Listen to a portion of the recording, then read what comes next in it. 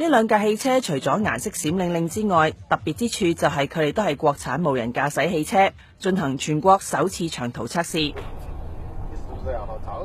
佢哋喺星期二由重慶出發，由南到北途經西安、鄭州，預計星期日會抵達北京，路程超過2000公里，最高時速可以達到每小時120公里。由於高速公路嘅路況比較簡單，相信成功嘅機會會比起鬧市試車更加大。喺今次試驗之前，汽車已經累積試行超過呢個距離㗎啦。研究人員指，佢哋之前先以人手遙控操作，等汽車學習自動避讓行人、彎道加速、通過狹窄路段、自動跟車、自動超車同埋加速行駛等技巧。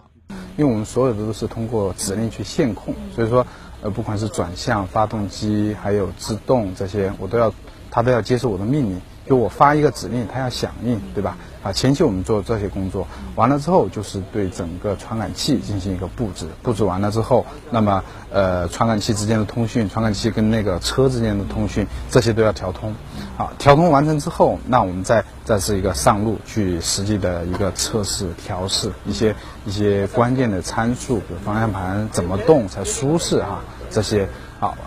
在這個過程中，我們也會做一些，就是說安全性的、策略性的一個開發。兩架無人駕駛汽車會利用車上嘅攝影機、雷達系統同埋全球定位 GPS 系統嚟檢測周圍環境，由人工智能去計劃最快嘅安全路線，甚至會喺公路轉快線之前詢問坐喺裏面嘅人嘅批准。依照車廠嘅計劃，最快可以喺2018年大量生產。